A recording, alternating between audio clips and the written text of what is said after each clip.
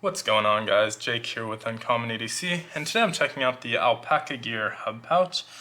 This is part of their hub ecosystem. It's kind of a magnetic keychain or lanyard system that they have various accessories for that you can clip onto, again, either a keychain or a lanyard, but they also sell this magnetic board that you're supposed to attach to the wall kind of near your door.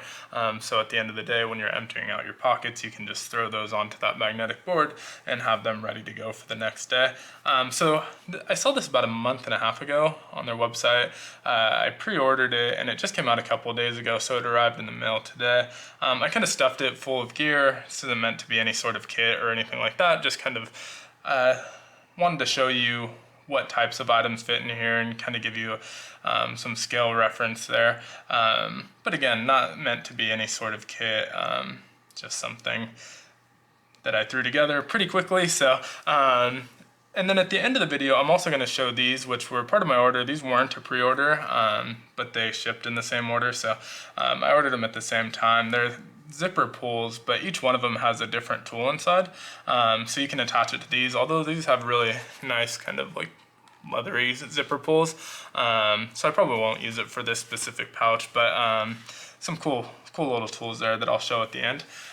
For reference, this is about 3.5 inches wide by about 5 inches tall, and they say about 1 inch thick. Obviously how I have it packed, it's a little bit thicker, probably closer to 2 inches, but about 1 inch thick unpacked. And so I'm going to start on this outside pouch. This is meant as kind of like a coin pocket, or you can put SD cards in there, cash, any small items. You can even put credit cards in there. So small items, but I put in, and I'm just going to move this off to the side to make a little bit of room, a coin from Pete's Pirate Life. This is, I think, the V3. So a cool little coin. Just to, again, trying to show some reference here of what types of things you can fit in here, as well as an SD card in kind of a travel carrying case. So I didn't really stuff that in there. One thing to keep in mind when you have it packed as I do, you don't have a lot of room for anything super thick in there, so you're not going to want to stuff like super thick items in there, or you'll be kind of cannibalizing the space on the inside. So depending on what order you pack it in, if you pack the inside first, you're not going to have a lot of room on the outside. And if you pack the outside first, it'll possibly eat into the inside if you put too much in there. So this is kind of a clamshell design. They have YKK zippers. It's kind of like a backward zipper or negative zipper, I don't know. But I think that makes it a little bit kind of water resistant and less likely for things to get like stuck in the thread. So really nice YKK zippers with these nicer looking leather zipper pulls. So these are super smooth, and it just kind of opens fully in a clamshell design. So I tried to put different kind of size items in here just to give a sense of scale. So on the left, I have a video on this as well. It's a Leatherman bolster. This is that Costco variant. So kind of a smaller multi-tool, not a ton of tools, but it fits in there really well. Obviously the height is just right, as well as the width for this pocket. And so right next to that, which again, this is kind of redundant, but not meant to be a kit, is the Victorinox Pioneer X. I think this is a 2021 limited edition. But you can see the pockets on this side. There's two different sizes, a thinner and a thicker one. And each of these go all the way down in the back, that 3/4 height pocket. And then they have this kind of webbing, and then a half length pocket, and they're the same width. So I had the multi-tool in the back, but if you wanted to, you can put it just within the strap and kind of in front of that. But again, depending on how you're packing this out, no matter which pocket I put this in, it's going to kind of eat up the space for all of this. So you might be able to put something super thin in the webbing with that there in the back, but you're not going to be able to put a lot in that pocket. As you can see, there's a little bit of room here, but again, that's kind of eating into the space on the other side. So you're really kind of limited when you're putting something this wide. Of course, if you have something that's a little bit thinner in that back pocket, you're going to be able to put something a little bit thinner in the front pockets as well. But it is nice that these kind of are the same width all the way down, and you can kind of choose how you pack those out. On the other side, it's a little bit different in that the front half pocket and the rear 3/4 pocket are both the full width of the pouch, so about 3.5 inches. So up front, I just have a standard size Zippo,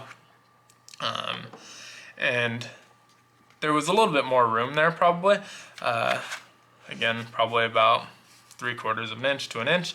Although this item is a little bit thicker, so it kind of keeps it there in place, but there is definitely room for something a little bit wider there. And then in the back, just have some really small tools. This is the Black Fox Bean Gen 2, little slip joint knife. I think I've featured this in another video on the channel, but never done any full-length videos on that. I probably will at some point because I really do like this little knife. But up in the next pocket is a small adjustable wrench. This is from Countycom. I believe this is the 3-inch. They make a 4-inch, a 6-inch, and an 8-inch of this as well. All titanium. Pretty cool little wrenches. And the 4-inch would definitely fit in here as well. I just had that one nearby, so that's what went in the kit. And then lastly is just this kind of Ratcheting Hex Driver. This is a Craftsman, just kind of a random thing I had picked up at Lowe's at one point. And then in the back, I just have kind of free floating a bunch of bits, which I definitely would not store in that back pocket like this if I were building a real kit out, just because once this flips over, those are going to pour everywhere, and you're definitely going to want some sort of container in here to keep those contained. But again, just kind of threw those in there. If I were actually using this, I would definitely put some sort of container. But now that those are out, you can see this back, the 3/4 pocket goes all the way down and is the full width. There's no divider like there is on the opposite side, and the same thing for the half pocket. And then you have 3 of these kind of elastic webbings that I was using to hold in all the tools, and those tools tucked into here, but again, they don't have to, so you can kind of lay that out however makes sense. But I thought this was a really cool little pouch, and closed up, it is about that inch that they mentioned, so it gets pretty thin and it stretches pretty far. I believe they said this material was like something X-Pac 50 maybe. Don't quote me on that, but I'll correct myself in the description if I'm wrong. I'll put a link down in the description to this if you want to check it out. I'm not affiliated with them or anything, but I thought it was a cool pouch, and I always like finding cool pouches. So if you want to check that out, check out the description, and again, I'll put a link down there. So on to these zipper pulls. I thought these were kind of cool, and I think they were on sale when I bought them. I don't remember the price, but it wasn't expensive. So I'm not sure if it'll pick it up, but on the bottom it says what the tool is. So this one says cut, and it is a very, very small blade that you can use for cutting. So obviously nothing too crazy and pretty small, not interchangeable, so you can definitely wear through this pretty quickly, but again, you're probably not going to be using this for anything heavy. But if you need to open a quick package and this is all you have on you, pretty cool to have.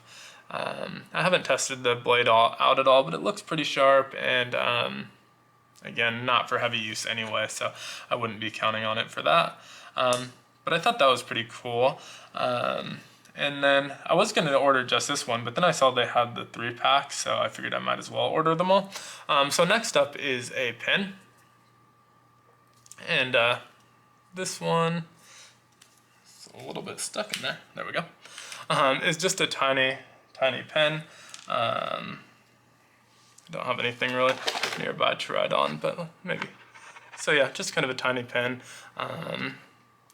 Nothing too crazy. I'm sure this would run out of ink pretty quickly, but they do send a small replacement, and again, it's going to be super, super tiny.